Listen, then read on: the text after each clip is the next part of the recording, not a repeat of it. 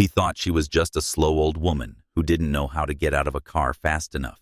Officer Craig Pearson was 26 years old, 8 months on the Port Calhoun Police Department, and absolutely certain that breaking a 74-year-old grandmother's arm on a frozen sidewalk 2 blocks from her front door was the kind of thing that got buried in paperwork by morning.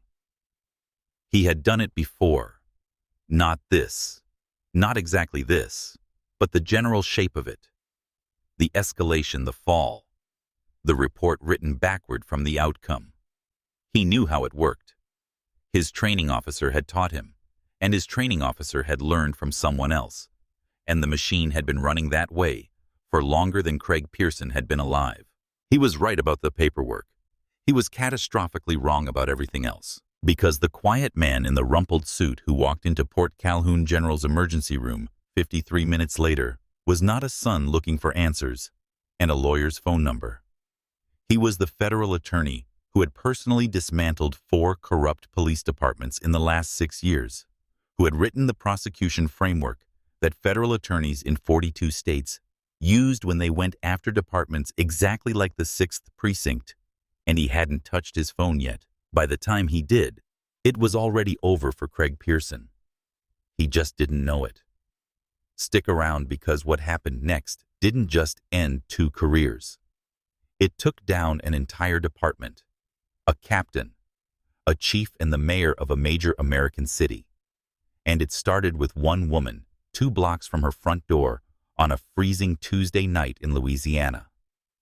The first thing people noticed about Loretta Caldwell was her hands.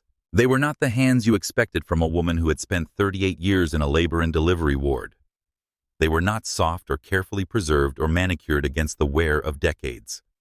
They were large and capable, mapped with the fine lines of age and arthritis, with knuckles that had thickened from work-steady hands on the shoulders of terrified young mothers at 3 in the morning. Gentle hands guiding a newborn into the first cold air of the world. Firm hands that had held the line between panic and peace in a delivery room more times than she could count or would ever bother to. Over the course of her career at Mercy Regional Hospital in Port Calhoun, Louisiana, Loretta Caldwell had delivered 4,211 babies. She knew this because on the day she retired, the nursing staff had presented her with a hand-stitched quilt bearing that exact number embroidered in gold thread, and she had wept so completely that she'd had to excuse herself to the hallway and stand there for a full 5 minutes, getting herself back together. The quilt still hung on the wall of her bedroom opposite the window that faced the garden, so that it was the last thing she saw each night, and the first thing she saw each morning. She was 74 years old, and she had never been in trouble with the law in her life. Not a parking ticket, not a noise complaint, nothing.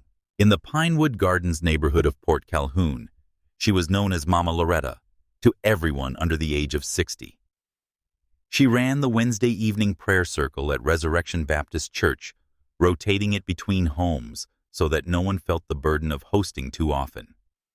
She organized the Saturday porch suppers, where whoever had something to share a pot of red beans, a pan of cornbread, a paper bag of oranges, set it on the folding table at the end of the block, and people came and ate and stayed as long as they needed to.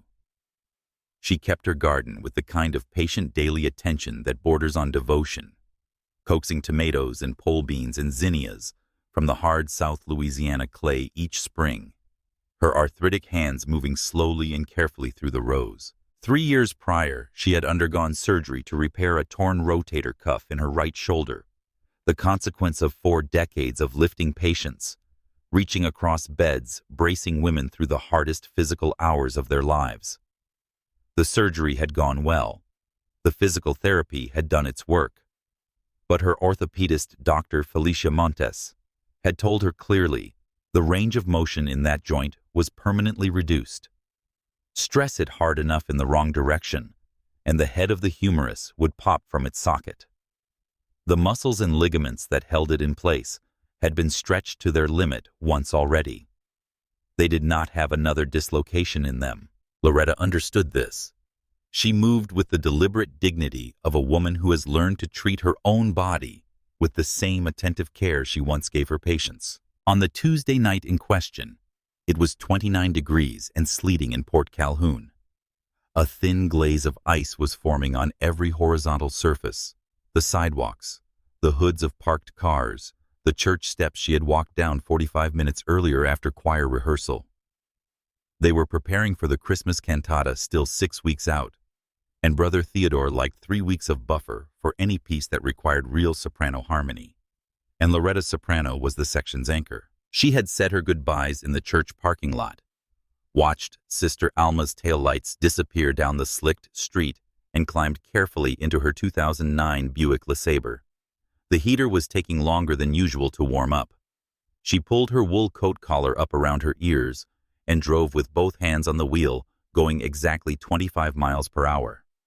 She was 2 blocks from her front door when the cruiser's lights came up in her mirror. At the 6th Precinct of the Port Calhoun Police Department, Officer Craig Pearson was known as someone who needed watching, not in the way that Internal Affairs watches a corrupt officer, not yet. In the way that experienced cops watch a rookie who has confused the badge with permission. He was physically imposing, 26 years old, built like he'd played defensive line in high school, and spent the years since in a steady effort to stay that way. He had graduated the academy in the top quartile on physical fitness and near the bottom on de-escalation assessments. His firearms qualification was excellent. His judgment in the polite language of his first performance review required continued development. The other officers called him Crash, a nickname he had received in his 3rd week when he'd rear-ended a stopped vehicle during a non-emergency response, and which stuck not because of the accident, but because of how he'd written the report afterward.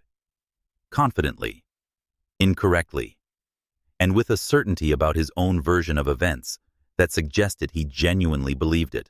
His training officer, Sergeant Dale Rutherford, had 17 years on the force and had long since replaced his conscience with the arithmetic of institutional survival. Rutherford was not a dramatic villain.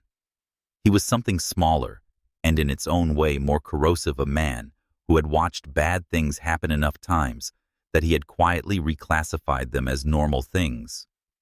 He had covered 2 use-of-force incidents in the past 3 years, one involving a resident on East Side who'd needed stitches, one involving a teenager on Pinewood who'd needed a night in the hospital.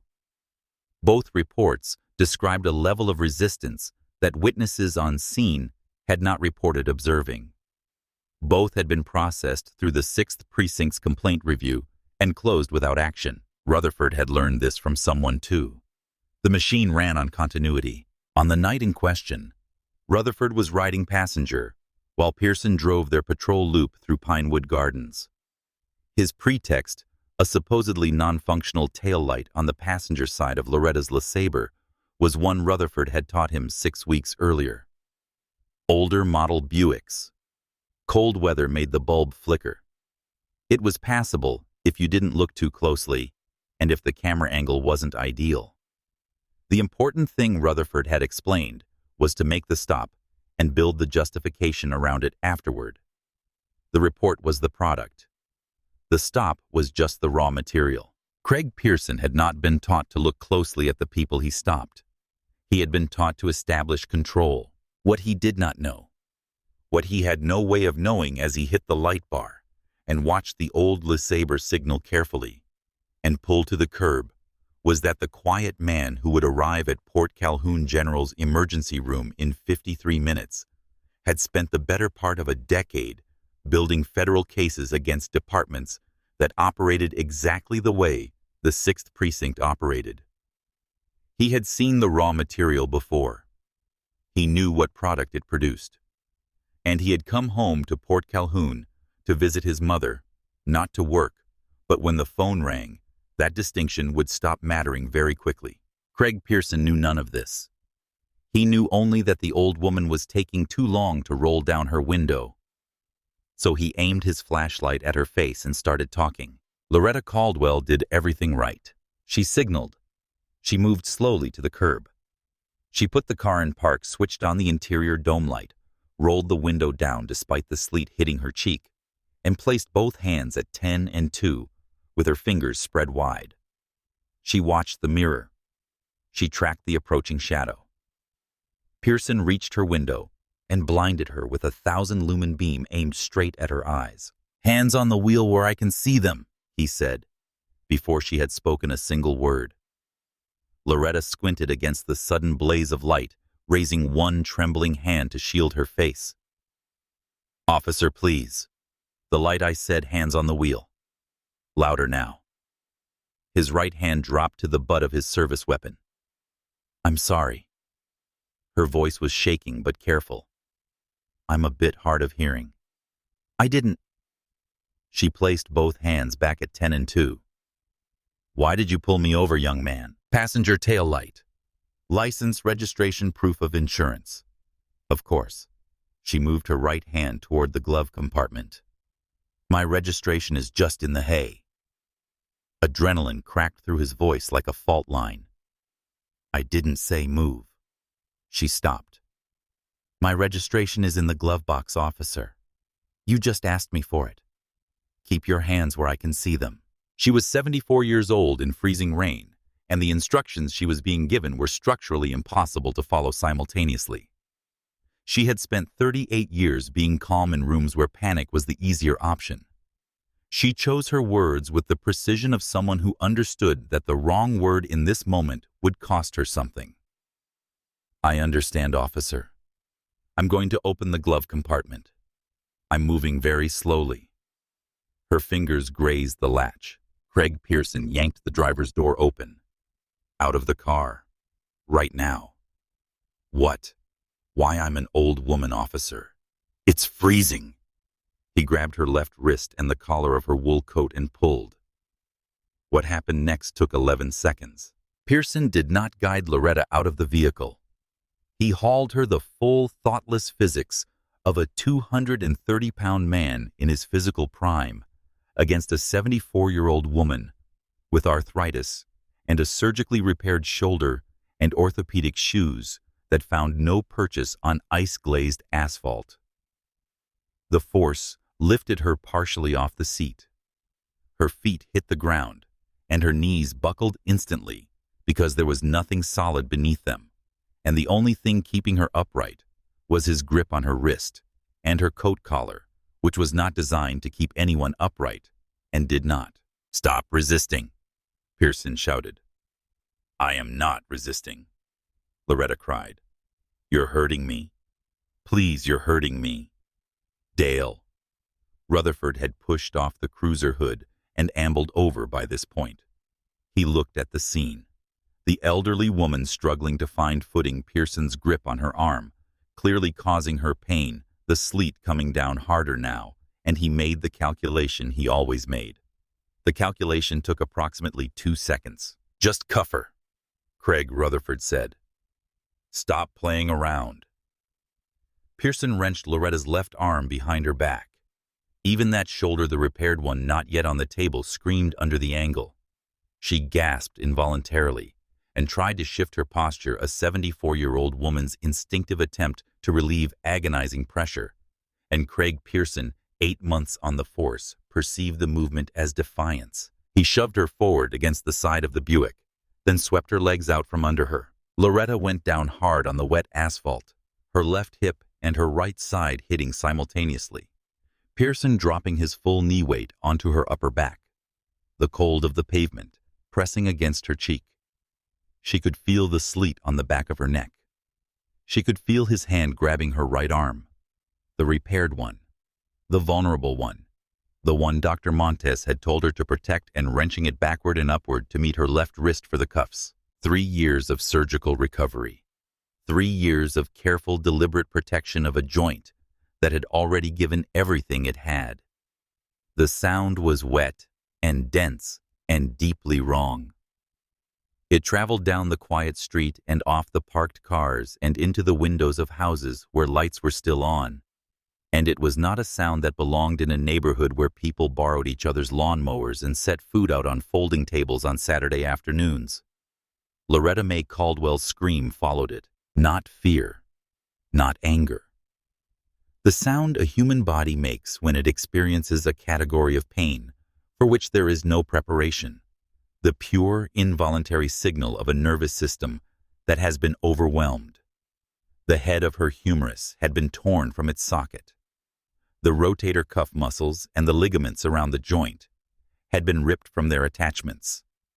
The repaired shoulder, the carefully rehabilitated joint, the thing Dr. Montes had warned her about, it was destroyed, locked into the position of its destruction by the steel cuffs clicking shut around her wrists. Porch lights came on down the block. Curtains moved. A neighbor's dog started barking and didn't stop. "Quit faking," Lady Pearson said. He was breathing hard. He was standing over her. He was smiling, not the broad, visible smile of someone who knows they're being watched, but the small, private smile of someone who has done what they wanted to do and feels the clean satisfaction of it. Save the drama. Rutherford walked over slowly. He shone his flashlight on Loretta's face, took in the gray of her skin, the tears cutting through road grit on her cheek, the hyperventilating breaths that any EMT would recognize as the early stages of shock. And he recognized her. He had driven this street enough times. Everyone in Pinewood Gardens knew Mama Loretta. He looked at her for a moment. Then he pulled out his radio. "Dispatch, we need a bus at our location." Suspect took a fall during apprehension, complaining of shoulder pain. He did not uncuff her. He did not help her up. He walked back to the cruiser to stay out of the sleet, and he left Loretta May Caldwell face down on wet asphalt with a destroyed shoulder locked behind her back, 2 blocks from her front door, weeping in the freezing dark. Port Calhoun. General Emergency was loud and harshly lit and smelled of industrial bleach and the particular stale despair of a facility that had been underfunded for most of its operating life. Trauma Bay 4 was no different from the rest of it, except that tonight it contained something that turned the stomach of every medical professional who walked through the curtain. Loretta lay on the gurney. Her wool coat had been cut away. A hospital gown had been draped across her. Her face was ashen lips, slightly blue from the cold and shock, and her right arm lay at an angle beneath the gown that the attending physician, Dr. Patricia Owens, recognized immediately and precisely: the shallow, wrong slope of a completely dislocated shoulder, humerus out of socket, nothing holding it in the right place. Loretta's left wrist was handcuffed to the metal rail of the hospital bed. Dr. Owens had argued with Craig Pearson for 11 minutes. She counted, trying to get the cuff removed so they could properly sedate Loretta, position her correctly, and perform the reduction. Pearson had cited department protocol for hostile detainees. Dr. Owens had explained with escalating precision that this patient was a 74-year-old woman in early shock with a grade 3 shoulder dislocation who posed no flight risk and threatened no one in the room. Pearson had said the phrase department protocol 3 times. Dr. Owens had stopped counting after the third. 2 nurses had exchanged a look over Loretta's head that required no translation. A nursing assistant named Denise, who had worked this ER for 9 years and had a long memory and a personal cell phone in her scrub pocket, slipped quietly out of the bay and made a call to a number she had been given 4 months earlier by a woman at church who had said, "If you ever see something like this happen and the family can't be reached, try this first." It was a number for Marcus Caldwell. At 10:40 p.m., the automatic doors of Port Calhoun General slid open and a man walked in from the sleet. Marcus Caldwell was 44 years old. He was not tall, not physically striking in any obvious way. Wire-rimmed glasses, a charcoal suit that had been fitted well at the start of the day and was now rumpled at the collar and elbows, the way suits get after 14 hours. His trench coat was dark with sleet across the shoulders. He carried nothing in his hands. He had the composed, unhurried manner of a man who had processed the worst of the news during the drive over and arrived ready to be useful. The nurse at reception told him the officers were still with his mother and he might need to wait. Marcus did not wait. He moved through the ER toward the bays, his footsteps nearly silent on the linoleum. As he approached Bay 4, he heard laughter. Pearson and Rutherford were leaning against a medical cart outside his mother's curtain, drinking coffee from styrofoam cups, one of them recounting something from earlier in the week. They were comfortable. They had done their paperwork and were waiting for the process to complete itself. Marcus stepped into the bay. He saw his mother. He saw the impossible angle of her right shoulder beneath the thin hospital gown. He saw the dried tracks of tears through road grit on her face. He saw the sedatives in her eyes, the small confused recognition when she found him through the haze. And then he saw the steel handcuff around her left wrist, chaining her to the bed rail. Something inside Marcus Caldwell's chest went perfectly, completely still. Not quiet still. The way air goes still before something very large falls. He moved to her side and touched her forehead with 2 fingers. "Mama," he said softly. "Marcus." Her voice was thick with sedatives. "Baby, I didn't do anything wrong. I was just trying to get my papers." "I know, Mama," he said. "I know you didn't." "Hey." Pearson's voice came from behind him, loud, casual, carrying the full confidence of a man who believes the room still belongs to him. "You can't be in here. Active police matter. Step outside." Marcus turned slowly. He did not look at Pearson's face.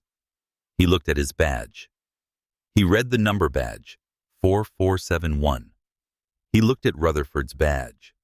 Read that one too, badge 2198. Filed both in the part of his mind that did not lose things. Then he looked at Pearson's face. The young officer, despite everything, felt something shift in the air that he could not name. An investigation into what exactly Marcus asked. His voice was conversational, genuinely curious, resisting arrest, failure to comply, assaulting a police officer. Marcus looked at the handcuff on the bed rail, then at his mother, then at Pearson. "Remove that cuff." Pearson scoffed. "Not happening. She's a flight risk."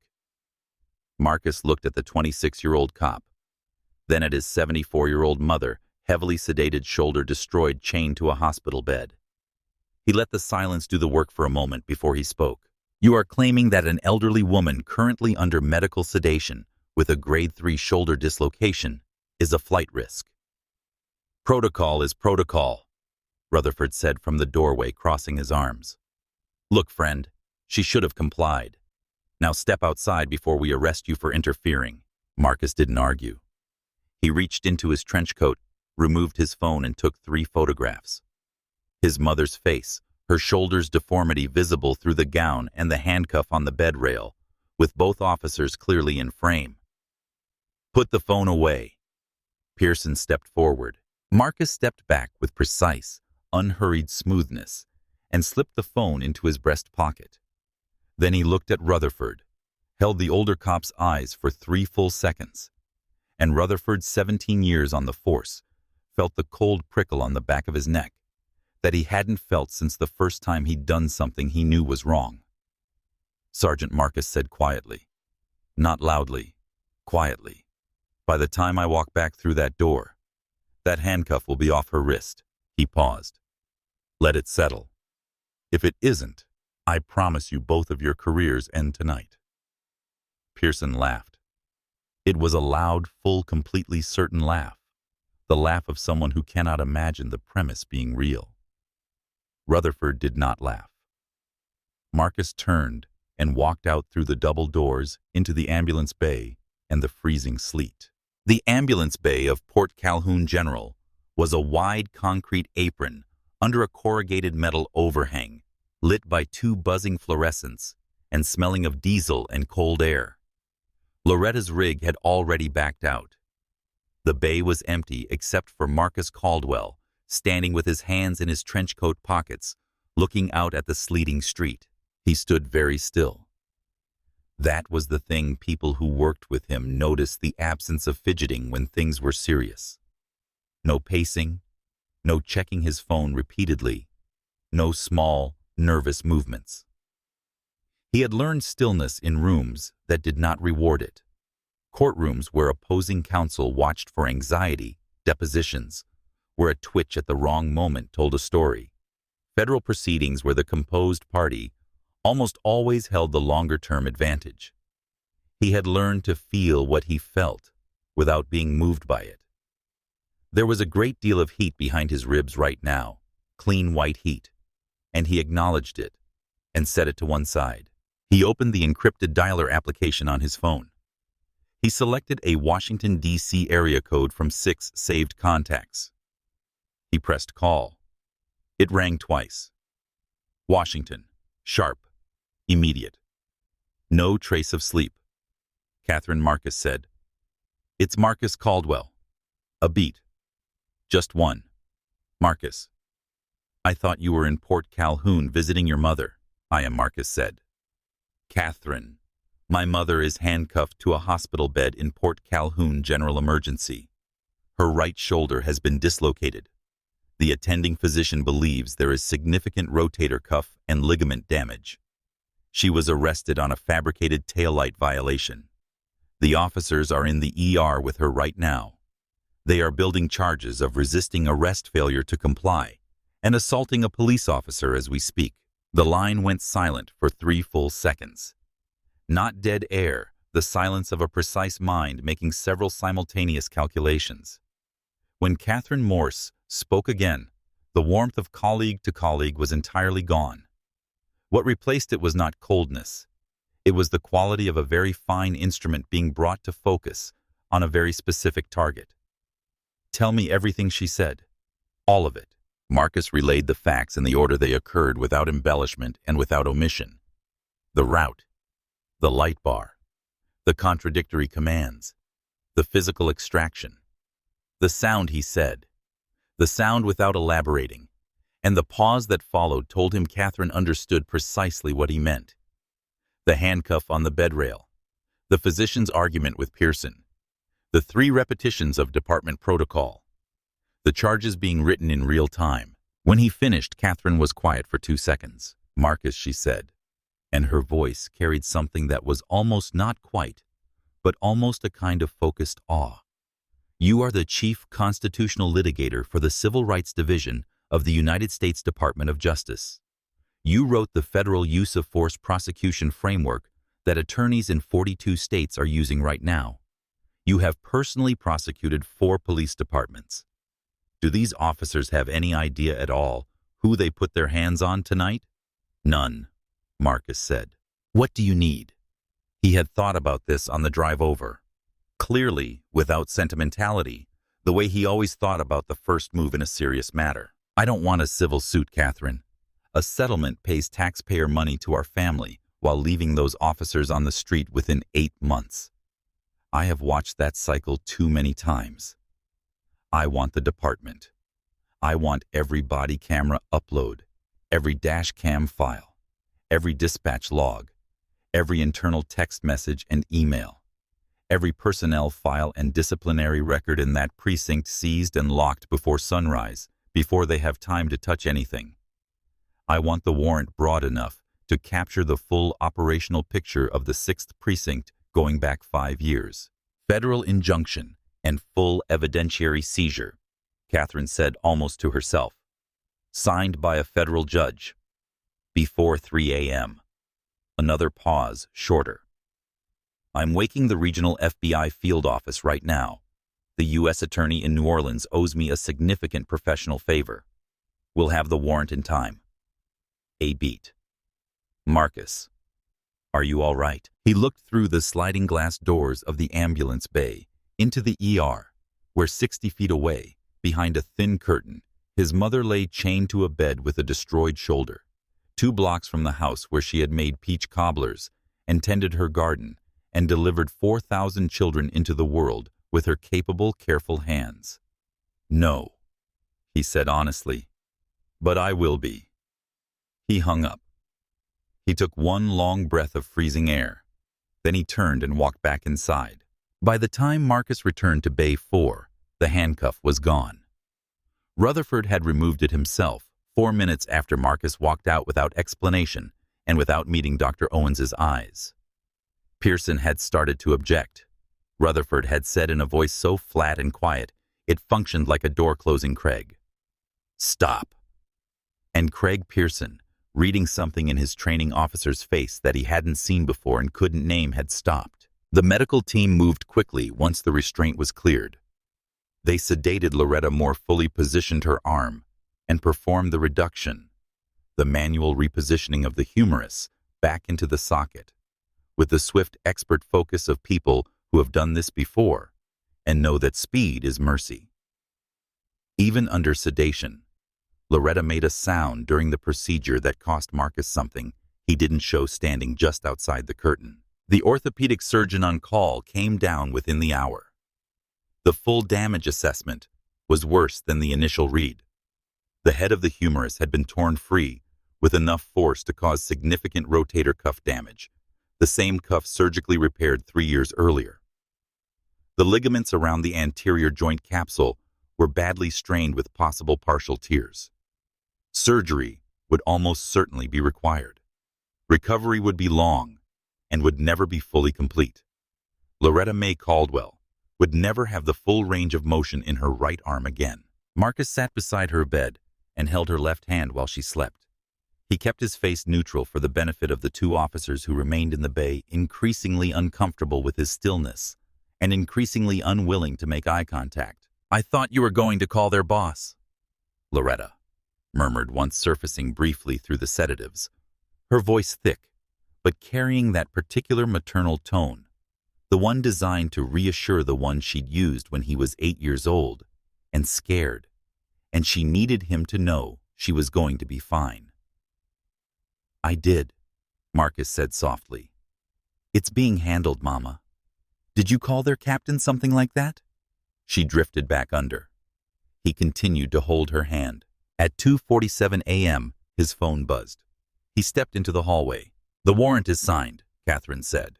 "Eastern District of Louisiana federal judge. The FBI field office is staging right now. They'll move on the precinct's digital infrastructure at 3 a.m., simultaneously with building entry. Marcus, the server lock captures everything from this moment forward. Any access attempt, any deletion command, any modification. It all gets time-stamped and logged at the federal level.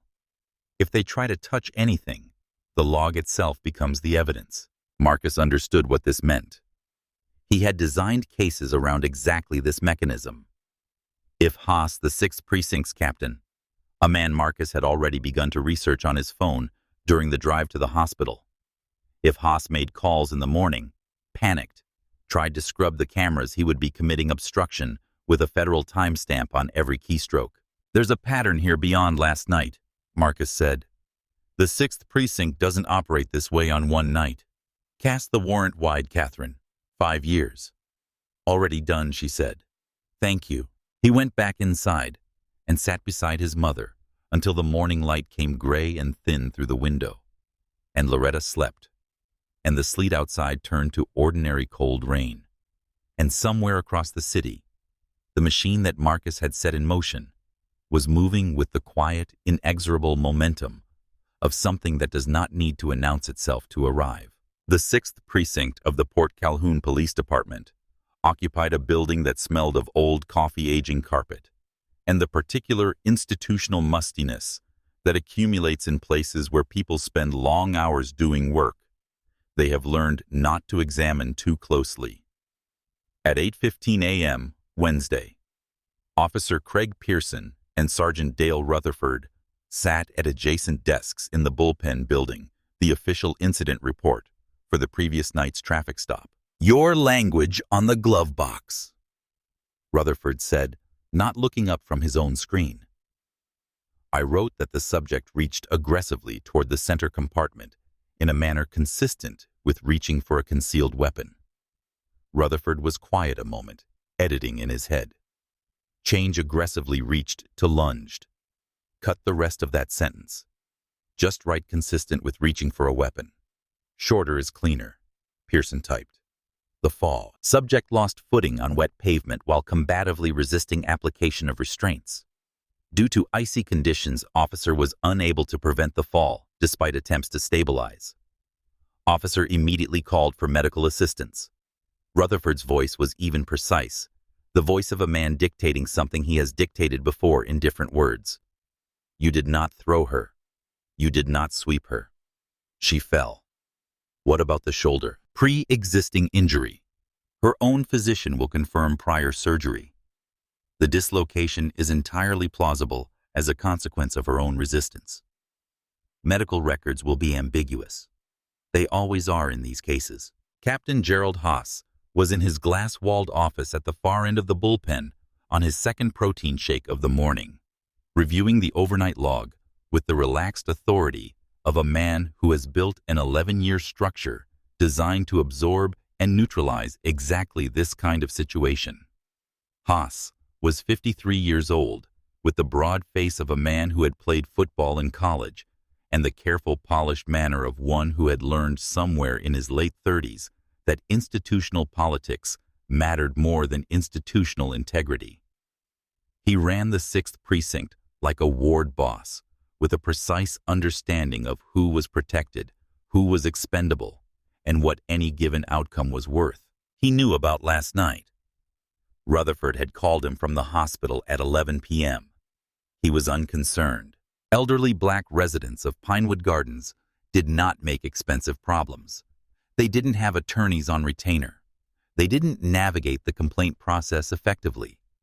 They paid fines and accepted plea deals and went home and told their families, and the families were furious in the way that communities under this kind of long pressure are furious deeply, legitimately, and without the institutional access to make that fury consequential. The machine was calibrated for exactly this. It had been running this calibration for 11 years. At 8:30 a.m., Haas called the precinct's IT administrator, a man named Webb. Nervous by nature, trained by Haas over 3 years to understand that his primary function was not infrastructure management, but selective institutional memory. Unit 42, Cruiser Cam and Body Cam, the 9 p.m. block. Yes, sir, Webb said. Rain last night caused a system interruption. Lightning in the area. The files were corrupted and are non-recoverable. A pause. Captain, I'm not sure the metadata will support, Webb Haas said pleasantly.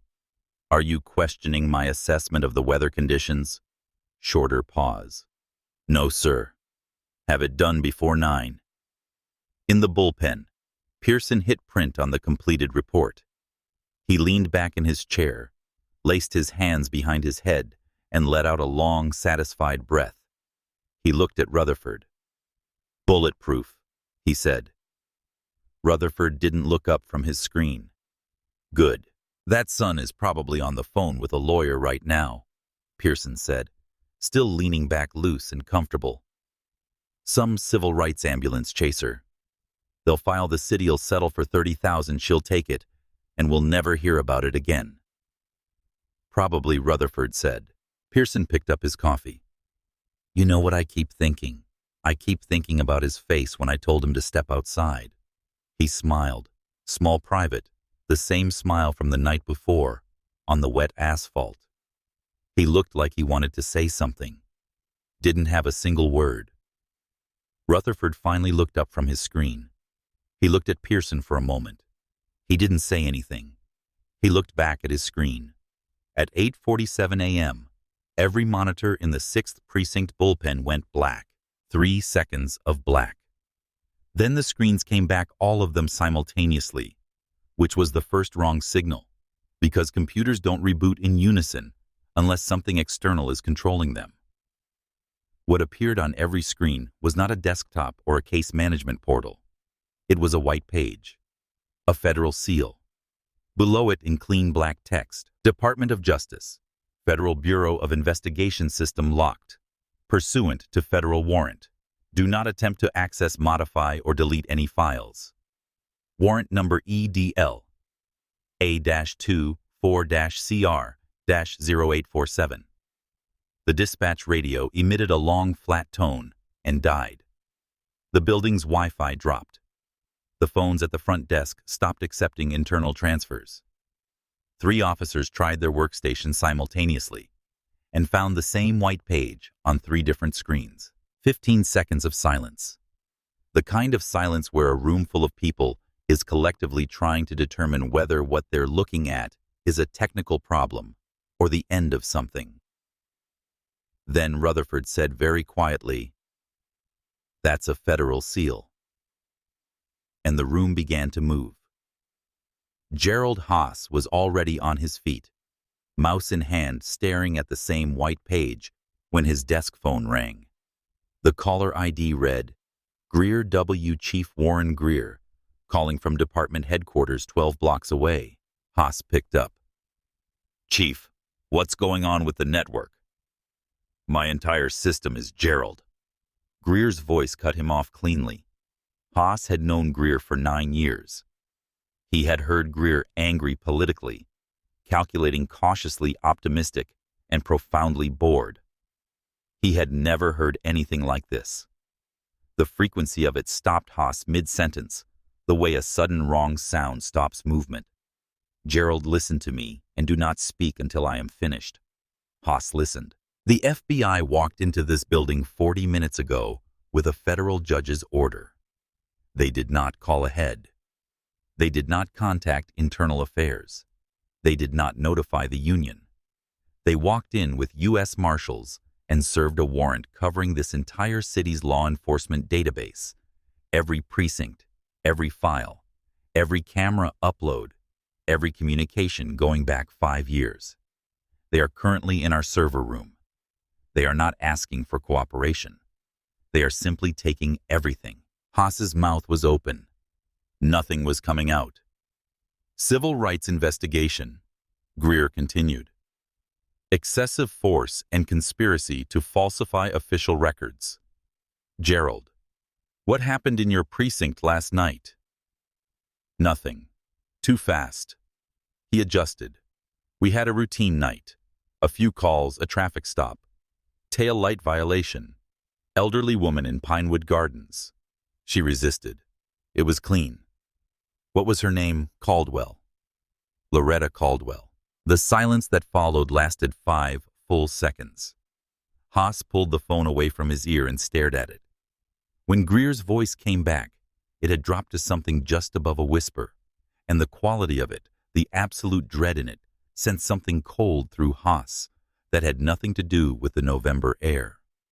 "Gerald, do you know who Loretta Caldwell's son is?" "Some man named Marcus. He was at the hospital last night. Rumpled suit, glasses, civilian. He tried to interfere." "Gerald." Each time Greer said his name now, it landed differently harder, more final, like a door being closed one after another. "Marcus Caldwell is the chief constitutional litigator for the United States Department of Justice's Civil Rights Division. He prosecutes corrupt police departments for the federal government. He personally wrote the use of force prosecution framework that federal attorneys are using right now to build cases against departments like ours. He has the direct ear of the Attorney General of the United States." A pause that had its own weight. "Your officer broke his mother's arm, Gerald, and then tried to frame her." Haas set his protein shake down. He set it down with the extreme mechanical care of a man whose hands have begun to lose their certainty about ordinary objects, placed it on the corner of his desk with complete visual attention, as though if he looked away from it, the ordinary laws of the physical world might not apply. He set it down, and he did not pick it up again. Through the glass wall of his office, he could see the bullpen. He could see Pearson at his desk, still leaning back in the chair, still loose and comfortable, saying something to another officer. As Haas watched, the other officer smiled. Pearson smiled too. He had filed his report. He felt bulletproof. He was 26 years old, and he had the deep, unexamined certainty of someone who has never experienced the failure of the system that protects him. Haas watched him smile and felt the architecture of 11 years begin to come apart. He thought about the green canvas-bound notebook in the floor safe at his brother-in-law, Frank Carruthers' storage facility on Route 7.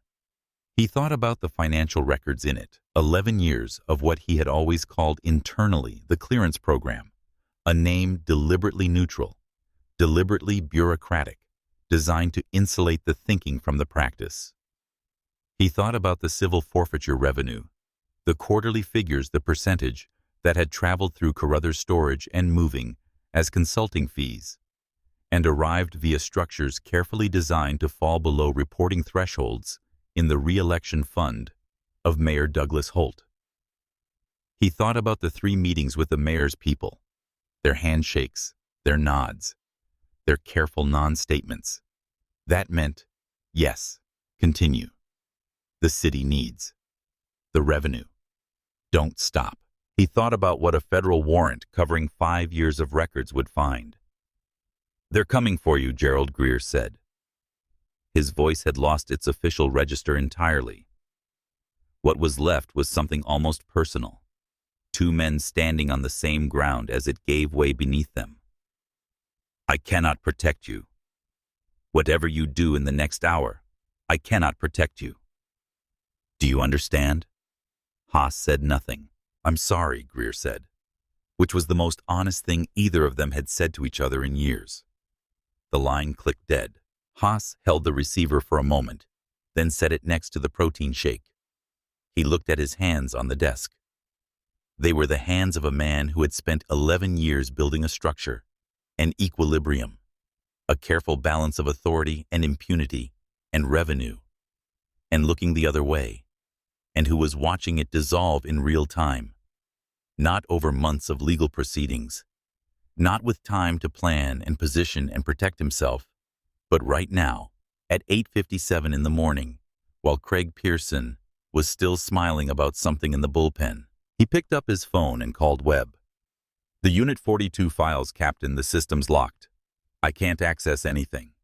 I've been trying for 10 minutes. It's a federal lock. It's coming from outside the building. I can't touch the server at all." Haas lowered the phone slowly. He sat very still in his chair for approximately 30 seconds. Then he stood, straightened. His uniform opened the glass door and stepped into the bullpen with the manufactured composure of a man doing the last thing his instincts have always told him to do: perform authority long enough to find an angle. He was still searching for the angle when at 9:04 a.m., the heavy glass double doors of the Port Calhoun 6th Precinct swung open. He was not wearing the rumpled trench coat. The man who walked through those doors wore a charcoal wool suit that had been hung carefully overnight and pressed that morning. His shirt was white. His collar was straight. His shoes were clean. He wore his wire-rimmed glasses, and he carried nothing in his hands. No briefcase, no folder, no prop of any kind. And the absence of those things was somehow more authoritative than any of them would have been. He needed no symbol. He needed only himself. One step behind him came Special Agent Diana Hollis. 22 years with the FBI, silver-streaked hair pulled back with the economical efficiency she applied to everything, a face built for situations that required zero tolerance for theater. Behind her came 11 agents in dark windbreakers with FBI in gold across the back and 2 U.S. Marshals. They entered without urgency, which was its own kind of message. They fanned out with the quiet, practiced precision of people who have done this many times in many buildings and understand that the first 30 seconds of an entry determine whether the next several hours are orderly or chaotic. Exits were covered. Nothing moved quickly toward anything. The clacking of keyboards stopped. 30 officers and civilian staff held whatever position they'd been in when the doors opened. The specific paralysis of people who have just understood that the rules of the room have changed in a way they did not anticipate and cannot reverse. Craig Pearson looked up from his desk. He recognized the man in the charcoal suit. Recognized him completely and immediately. The glasses, the average height, the unremarkable surface that had seemed 12 hours ago in a hospital bay, like the surface of someone manageable. The same man was now standing in the center of the 6th Precinct bullpen, surrounded by federal agents, and the temperature behind Pearson's sternum dropped so fast and so completely that he actually put one hand flat on the desk to steady himself. The confident lean, the laced hands behind the head ease, the smile, all of it was gone. In its place was something Pearson had no word for and had never felt before while wearing a badge. 2 desks away, Rutherford sat perfectly still and looked at Marcus Caldwell with the expression of a man who understood finally and with absolute clarity what had been growing in the dark behind 17 years of easy mornings and clean paperwork. Marcus walked to the center of the bullpen, unhurried, no performance in it. He looked at Pearson, then at Rutherford, then passed the glass at Gerald Haas, already pale, already attempting the posture of command with a body that had forgotten the instructions. "My name is Marcus Caldwell," he said. Conversational volume. The room caught every word. "I am the Chief Constitutional Litigator for the Civil Rights Division of the United States Department of Justice. As of this moment, this department is under active federal investigation for violations of Title 18, Section 242, deprivation of rights under color of law and related federal offenses. No one in this building will touch a keyboard, a personal cell phone, a radio, or a sidearm until instructed otherwise. Step away from your desks and move to the west wall." 4 seconds of silence. Then people began to move. Agent Hollis produced the federal warrant with the court seal and crossed to Haas's office. Haas emerged gray-faced, trying. Agent Hollis, in situations like this, professional courtesy dictates that local internal affairs. "Professional courtesy," Marcus said, stepping forward, his voice dropping to the register he used when the courtesies were finished. "Ended at approximately 10:40 last night, Captain, when your officer chained a 74-year-old woman with a dislocated shoulder to a hospital bed and called it protocol." Haas's mouth closed. "We require your server room. Agent Hollis's team will image every hard drive, every camera upload, every dash cam file in this facility."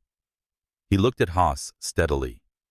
"I should also tell you that the federal lock on your system was initiated at 3:02 a.m. this morning. Your IT administrator attempted to access and delete files from Unit 42 at 8:49 a.m. The lock captured that access attempt, the deletion command, and the administrator's credentials. You ordered the destruction of evidence 47 minutes after a federal evidentiary warrant was already in place. That is obstruction of justice, Captain. That charge carries its own sentencing guidelines." The sound that moved through the bullpen was quieter than a gasp. It was the collective breath of 30 people understanding that the situation is worse than they thought. In the bullpen, Craig Pearson put both hands flat on his desk. He looked at them. He looked at the badge on his chest. He looked at the man in the charcoal suit, who was not it, turned out a son looking for answers. He had thought Marcus Caldwell was prey. He understood now, with the sick, lurching clarity of a man who has just discovered the depth of what he stepped into, that he had never been anything close to the predator in this room. The federal holding facility in downtown Port Calhoun made no concessions to comfort, which was intentional. Interrogation room. A was 8 by 10 gray-walled fluorescent lit, at a frequency designed to make sustained cheerfulness impossible. The chair was hard. The table was steel.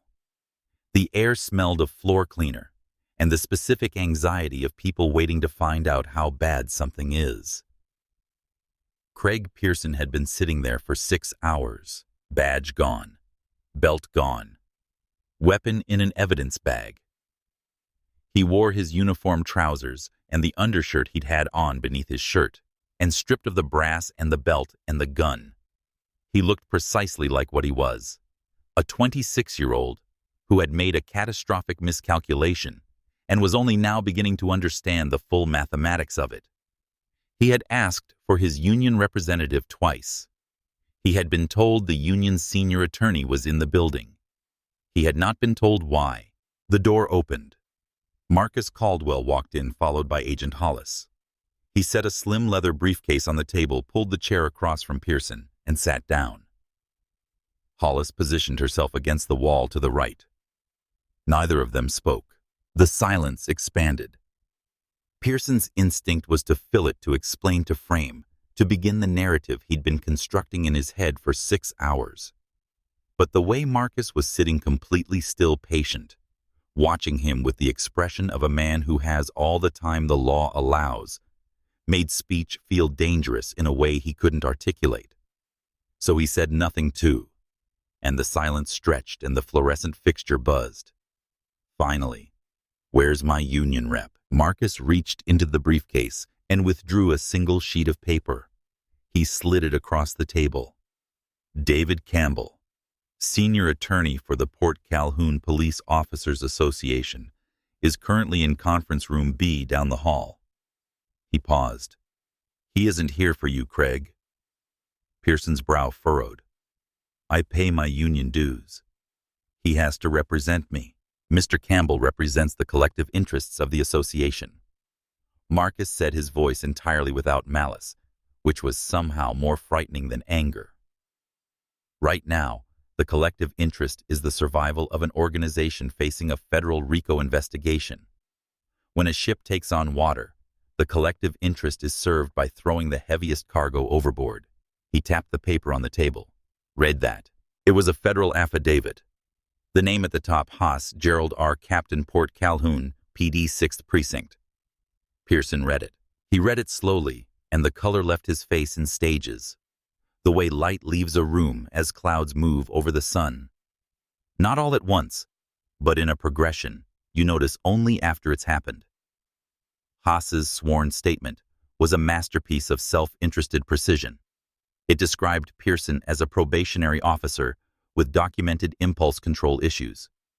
It characterized the traffic stop as a unilateral action taken entirely outside departmental policy. It claimed that Sergeant Rutherford had verbally instructed Pearson to stand down and had physically attempted to intervene, but had been unable to prevent what happened in time. The brotherhood Pearson had believed in. The thin blue line. The structure that was supposed to hold. It had taken Haas approximately 40 minutes to throw him entirely under the machine. "He's lying," Pearson said, loud. His cuffed hands hit the table. "Collins Rutherford. He told me to cuff her. He said just cuff her." Craig stopped playing around. "And Haas. Haas told Rutherford to work that neighborhood. He told us to find reasons to pull over elderly residents because they pay fines without going to court. He called it..." He stopped. Marcus said quietly, "He called it what?" Pearson looked at the table. His jaw worked. He was 26 years old, and for the second time in 12 hours, he was crying, which he would not have predicted about himself at any point in the 8 months he'd been wearing the badge. "The harvest," he said, barely above a whisper. "That's what they called it internally. Haas said if the unit didn't bring in enough civil forfeiture revenue, the squad cars wouldn't get maintenance budget. He said elderly residents in Pinewood Gardens and the East Side Flats were the easiest targets because they didn't fight in court. He said it was..." He pressed his forehead against his cuffed hands. "He called it low-resistance revenue collection. I didn't mean to hurt her that bad. I knew she was old. I pulled too hard. I'm sorry. God, I'm sorry." Marcus did not offer a tissue. He did not offer comfort. He looked at the young man across from him, this 26-year-old, who had been handed a gun and a working philosophy that said certain people were acceptable losses, and felt not sympathy and not contempt, but something harder and more useful than either. "Being sorry will not repair my mother's shoulder," he said, "and it will not keep you out of federal prison." He let that settle for a moment. "But I am not interested in you, Craig. You are the tail of the snake. I want the head. I want Gerald Haas, and I want the man who allowed him to run this precinct as a private extraction operation for 11 years. He leaned forward slightly. "I want the ledger." Pearson told him about the green canvas-bound notebook.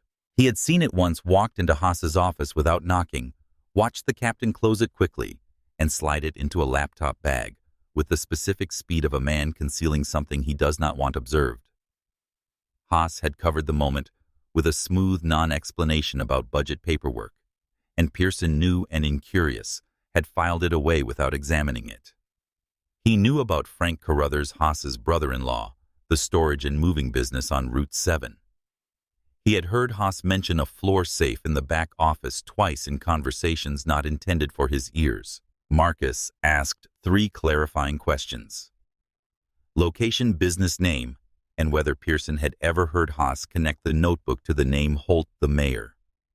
Pearson said yes once 18 months ago, through a partially open office door. The mayor's people need the East Side numbers before end of month. He had thought at the time it was routine reporting. Agent Hollis dispatched a strike team to Route 7 with a federal warrant inside 8 minutes. Frank Carruthers opened the floor safe himself when Hollis produced the warrant and explained the alternative. He had no criminal record, a family, a functioning business, and no desire to share in consequences he had helped create only by proximity. The green canvas notebook was exactly where Pearson said it would be. It was 180 pages, written in Gerald Haas's small, precise hand, organized with the meticulous care of a man who trusted no system but his own. 11 years of the clearance program. Civil forfeiture revenue by fiscal quarter. Neighborhood by neighborhood, with the Pinewood Gardens and East Side Flats figures running highest. Total across the period, $2.4 million. 17% of that figure had moved through Carruthers Storage and Moving as consulting fees and arrived via structures carefully designed to fall below reporting thresholds in the re-election infrastructure of Mayor Douglas Holt. The 3 meetings were in there too. Dates, figures discuss the initials DH in Haas's hand. The most recent entry, 14 months ago. DH confirms approval of extended program through election cycle. Expects numbers to hold.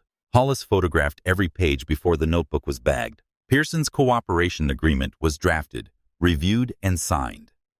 He would plead guilty to 1 count of felony assault resulting in serious bodily harm under federal civil rights statutes, testify before a grand jury, serve a mandatory minimum of 36 months in a federal minimum security facility, and be permanently barred from law enforcement public office or the right to carry a firearm for the remainder of his natural life. He signed it with hands that had stopped shaking and started simply being the hands of someone who has no options left. Marcus paused at the door on his way out and looked back at Pearson one last time. The residents Captain Haas called low resistance were not low resistance because they were weak, he said. They were low resistance because departments like this one had spent decades teaching them that resistance was dangerous. That is not weakness. That is the accumulated weight of a broken system that was never made to account for itself. He held Pearson's eyes. You had the chance to be someone who refused to participate. You chose otherwise. Now you live in the world that choice creates. He left. The green notebook was in the safe exactly where Pearson said. Frank Carruthers opened it himself, and the evidence inside was not ambiguous, not deniable, not the kind of thing that dissolves under legal pressure. It was Gerald Haas's own handwriting across 11 years totaling $2.4 million a number that transformed a civil rights case into a federal racketeering prosecution before Hollis's team had finished photographing the last page. Gerald Haas was arrested at 2:15 p.m. Wednesday at his desk in the 6th Precinct, still sitting in the ruins of the firewall he had spent the morning trying to construct. Federal conspiracy, obstruction of justice, civil rights violations. RICO. The union's statement arrived within the hour. His conduct was deeply troubling and inconsistent with departmental values. The same attorney who had declined to represent Pearson issued a press release about the association's commitment to accountability. Marcus read it in the back of a federal vehicle and found it exactly as predictable as it was. Rutherford was arrested the following morning. Conspiracy to falsify official records, evidence tampering, civil rights deprivation. The federal judge at his arraignment was not interested in the narrowness of the charges when she set bail, and the bail she set communicated her assessment of the situation clearly and finally. Chief Warren Greer did not wait for the handcuffs. The moment the news wire reported the mayor's imminent arrest, Greer drove to the federal building on Chartres Street with his attorney and offered to cooperate. His cooperation came too late to spare him the charges. The notebook's references to the chief's awareness of the clearance program's revenue function were specific enough to sustain a count, but early enough that his attorney negotiated an arrangement that kept him from a federal cell at the cost of his pension, his position, and any future in law enforcement or public service. It was the night of Mayor Douglas Holt's arrest that Marcus was thinking about when he thought about the week as a whole, not because it was the most emotionally significant moment, but because it was the one that completed something. Haas was the engine. Rutherford and Pearson were the tools. Greer was the blind eye. But Holt was the reason the engine had run for 11 years, the reason the clearance program had never faced real scrutiny, the reason $2.4 million could move through a police department's civil forfeiture accounts toward a politician's re-election fund without anyone asking the question that would have ended it. Holt was the roof that made everything underneath it possible. The roof needed to come down in public. The Harborview Club occupied the 14th floor of the tallest building in downtown Port Calhoun, and on a Wednesday evening, it held $600 worth of crystal chandeliers per square foot, white linen tablecloths, centerpieces of white roses and eucalyptus, and 200 of the wealthiest and most politically connected people in the city, each of whom had paid $500 for a plate of food they were not primarily there to eat. This was Mayor Douglas Holt's re-election fundraiser, the capstone event of a campaign season that had until 36 hours ago been tracking smoothly toward a third term for a silver-haired politician with a practiced smile and a 22-year record of knowing where the bodies were buried. The bodies, as it turned out, were in a green canvas notebook in a floor safe on Route 7. The ballroom was warm, with the specific warmth of money in enclosed spaces, the heat of good lighting and expensive fabric, and the accumulated body temperature of people who feel in rooms like this entirely safe. A 12-piece band played softly near the windows overlooking the harbor. The champagne was French. The donors in the front rows had the particular ease of people for whom an evening like this is simply the ambient condition of their lives. Mayor Holt stood at the mahogany podium on the raised platform at the far end of the room in his element. The room filled the lighting. Good the microphone live. He was 61 years old, and he had been performing in rooms like this for 22 years. And the performance by now was so deeply practiced, it had become indistinguishable from sincerity. His smile was warm. His posture was confident. His voice carried the particular resonance of a man whose authority has never seriously been questioned. 3 terms, he said to the room, raising one hand for emphasis.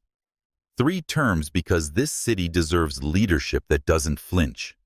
3 terms because the people of Port Calhoun, every neighborhood, every community, deserve to feel safe in their own streets.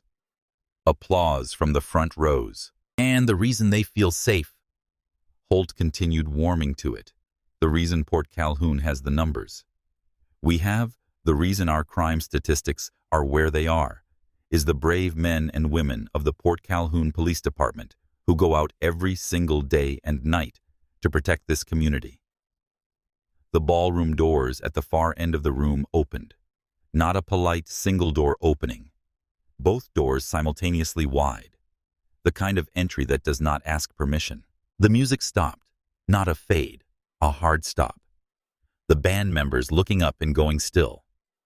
For a half-second, the room hung in the particular silence of 200 people, whose attention has been interrupted and redirected by something they did not expect and cannot immediately categorize. Then they saw the windbreakers. 32 federal agents entered the ballroom in pairs, moving down the perimeter of the room, with fluid, unhurried efficiency, not running, not dramatic, simply moving with the certainty of people who do not need urgency because the outcome is not in question. In the space of 20 seconds, every exit from the room was quietly occupied by someone in a dark jacket with gold lettering. walking straight down the center aisle between the round tables with their white linen and their centerpieces and their untouched dessert courses and their stunned $200 donors, was Special Agent Diana Hollis. The room parted for her the way rooms part for things that do not stop. One step behind her, not in a windbreaker, not in tactical gear, but in the same charcoal wool suit he'd been wearing since that morning, was Marcus Caldwell. Mayor Holt gripped the podium.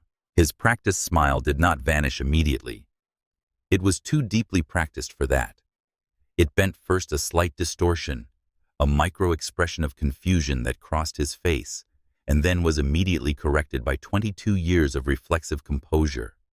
And then it held wavered, and finally died in stages, as Hollis reached the base of the platform, and he could see her face clearly, and he understood that the composure she was bringing to this moment was of an entirely different order than his own. Gasps from the tables nearest the aisle, cell phones appearing. The couple at the table closest to Marcus, the husband, a real estate developer who had given the mayor's last campaign $30,000, turned to each other with expressions that combined genuine shock and the involuntary excitement of people witnessing something historic at close range. "What is the meaning of this?" Holt said into the microphone. His voice was very nearly steady. "Not quite. I am the mayor of this city. Whatever this is." Agent Hollis stepped onto the platform. She produced the warrant, thick court-sealed multi-page. "Mayor Douglas Holt, you are under arrest for racketeering conspiracy to commit extortion, wire fraud, and deprivation of civil rights under color of law. Please turn around and place your hands behind your back. This is outrageous." His voice was louder now, working the microphone from instinct, because the microphone was still live and 200 people were recording this, and some part of him was still even now trying to manage the performance. "I am the elected mayor. You cannot walk into a private." Marcus stepped onto the platform. He was carrying an evidence bag. Inside it, clearly visible through the sealed plastic, was a green canvas-bound notebook. 180 pages of Gerald Haas's small, precise handwriting. 11 years of the clearance program. $2.4 million. 3 meetings with the initials DH in the margins. Expects numbers to hold. Holt looked at the notebook. His mouth stopped moving. The practiced smile was entirely gone now. The final layer of performance dissolved, and what appeared beneath it was what had always been underneath the expression of a man who had spent 22 years constructing the belief that he was too insulated, too protected, too carefully managed, ever to stand on a public stage in front of his donors with his hands about to be cuffed behind his back. He had spent 11 years allowing a police captain to systematically target elderly black residents of his city for financially motivated enforcement. He had received quarterly updates. He had approved the program's continuation through an election cycle. He had balanced a municipal budget on the backs of people like Loretta Caldwell, who asked nothing from the government of their city except to drive home from choir practice without being stopped by someone who saw them as revenue. "We have the ledger," Mayor Holt Marcus said. The microphone was still live. Every word carried to the back of the room. His voice was even measured entirely without performance, just the clean delivery of facts to a room that needed to hear them. "We know about the Meridian Civic Partners arrangement. We know about the quarterly transfers structured to avoid reporting thresholds. We know about the 3 meetings where you personally authorized the continuation of a program that targeted elderly minority residents in this city for financially motivated enforcement. We have your initials in Captain Haas's handwriting, with a note that you expected the numbers to hold through the election cycle." He paused. "Turn around, please." Holt turned around. He placed his hands behind his back. He was 61 years old, and he had been in public life for 22 years, and he had the particular total humiliation of a powerful man whose fall happens in a room full of witnesses who are recording it on their phones. The chandeliers still lit the white roses, still centered on the tables. The champagne still in its flutes, all the trappings of his world perfectly in place, while the world itself was not. The sound of the handcuffs was in the silence of the ballroom, very clear. Marcus watched from the edge of the platform. He did not allow himself satisfaction. Satisfaction was not the point. The point was consequence, and consequence required continuation. The grand jury, the trial, the sentencing, the consent decree, none of which left room for triumph. He stepped down from the platform and walked toward the exit. Behind him, Mayor Douglas Holt was being escorted through his own fundraiser in handcuffs, while 200 phones recorded the moment, and the cameras outside were already positioned, because the FBI had understood when they planned the timing of this arrest that the story of how a police department had been used as an extortion mechanism against its most vulnerable residents deserved to be told in a room full of the people who had benefited from looking the other way. The flash of the cameras was very bright. 2 months after the arrest with Haas Rutherford, the mayor and the chief all in the federal system, and Craig Pearson already in a minimum security facility in central Louisiana. The city of Port Calhoun came to the civil settlement table. The offer was substantial, a number that reflected the city's insurance carrier's clear-eyed assessment of what a federal jury would do with body camera footage showing an officer's knee on a 74-year-old woman's back, a destroyed shoulder, and a handcuff on a hospital bed rail, while a physician argued for its removal. It was a number that would have taken care of Loretta's medical bills many times over and left enough to argue it had accomplished something material. Marcus declined it. He sat across from the city's attorney in a conference room on Chartres Street and explained with the professional courtesy of someone who holds no particular animus for the attorney across the table what he wanted instead. What he wanted was structural. A federal consent decree and agreement placing the Port Calhoun Police Department under the direct oversight of the DOJ's Civil Rights Division with binding operational requirements carrying the force of federal law. Body cameras worn by Port Calhoun officers to be hardwired to a federal evidence server operated by the DOJ. They could not be paused, manipulated, or deleted by any department personnel at any level. The data belonged to the federal government.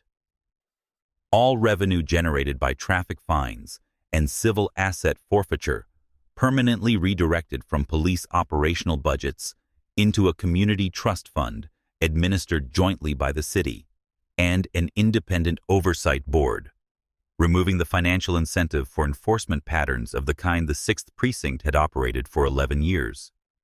An independent federal monitor reporting to the court, not the city auditing arrest data quarterly for the next decade, with authority to refer findings directly to the U.S. Attorney's Office, and a complete audit of civil asset forfeitures conducted by the 6th Precinct going back 5 years. Every car taken, every dollar seized without criminal conviction, identified, valued, and returned or compensated.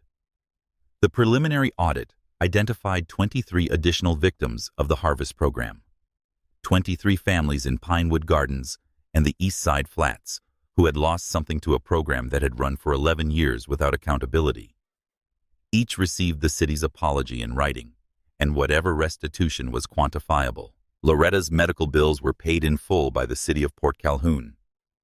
The department issued her a formal written apology, the first in its 60-year history. Marcus had it framed. He hung it in his Washington office beside his DOJ credentials and his bar certificate in a spot visible when he looked up from his desk. Not as a trophy, as a reminder of what the work was for. 4 months after the arrests on a Saturday morning in late April, when the air in Port Calhoun was warm and unhurried and carried the scent of cut grass and the Gulf-born rain still an hour away, Loretta Caldwell was on her knees in the backyard garden. She wore her wide-brimmed straw hat and her oldest gardening pants, the ones with the knee patches she had sewn on herself with the careful, utilitarian stitching of someone who did not believe in discarding things that still had function. Her right arm moved with the deliberate care of an arm that had been rebuilt. Not fully restored, that was not possible, and Dr. Montes had been honest about it from the beginning, and Loretta had accepted the honesty with the same practical grace she brought to everything but rebuilt to something functional and her own. The lightweight trowel her physical therapist had recommended turned in her grip at the angle that caused the least strain, and she worked the soil along the back fence row with the patience of someone who has learned across 7 decades that things grow in their own time. She was planting pole beans, the Louisiana heirloom variety. She always chose the one that climbed high and produced late into autumn if you tended it. She set them in rows along the fence, with spacing measured by feel, the way her own mother had taught her. Marcus sat on the back porch steps with a glass of sweet tea and an open file on his lap. He was always working. It was the condition of his life, and one he had made a kind of peace with long ago. But this morning, he was working slowly, reading the same paragraph several times, his attention drifting from the page to the figure in the garden, his mother's straw hat moving along the fence row, her hands in the dark soil unhurried. The particular quality of her presence in her own backyard on a spring morning, which was the presence of a woman who has decided deliberately with full awareness of everything that decision costs not to be defined by what was done to her. He thought about the hospital room, the handcuff on the bed rail, the sound he had heard through the curtain during the reduction procedure. He thought about the green notebook in the evidence bag and the mayor's face when he saw it. He thought about 23 families in these 2 neighborhoods who had gotten letters 3 weeks ago with the city's seal and formal apologies, and the written acknowledgement that what had been done to them was wrong. A Port Calhoun Police Department cruiser rolled slowly past the back alley fence. One of the transfers, a 12-year veteran from Baton Rouge, brought in during the department's mandatory restructuring, a man who had a reputation in his previous district for actual community work, which was why the Federal Monitor had approved his placement here. He moved at the pace of the new consent decree patrols, slower and more present than the old enforcement-oriented sweeps. He had been recognized in Pinewood Gardens over the past 2 months, in the way officers used to be recognized in neighborhoods like this, before the relationship between badge and community had been corroded past a certain point. He slowed when he saw Loretta in the garden. He rolled his window down. "Morning, Miss Loretta," he said, easy and respectful, touching the brim of his cap. "Garden's coming in beautiful." Loretta stood up from her knees slowly, using her left hand on the fence post for leverage, the way she always rose now, and pushed her hat back to look at him. The April light was on her face. She smiled, not the careful, managed smile of someone navigating authority. The warm, unhurried smile she gave anyone who came to her fence in good faith. "Thank you, baby," she said. "You drive safe out there." The cruiser rolled on. Marcus set the file folder on the step beside him. He picked up his sweet tea. He watched his mother turn back to her beans and reach for the next seedling from the tray at her knee. In Port Calhoun, Louisiana, the men who had built their authority on the belief that certain people could be touched without consequence had been proven wrong. Not by luck, not by accident, not by a single dramatic confrontation, though there had been those. By the precise, patient, relentless application of the law, the same law they had draped over their operations, like a flag, believing it belonged to them, discovering in the end that it belonged to no one who used it as a weapon. One phone call, one son who understood the machinery of justice and was not afraid to use it. One woman who deserved, like every woman her age in every neighborhood like hers, in every city like Port Calhoun, to drive home from choir practice without being afraid of the lights in her mirror. Loretta May Caldwell planted her beans in the warm April soil, and the morning held, and the garden grew. If this story moved you, please subscribe to our channel for more stories of justice, accountability, and the people who refuse to look away.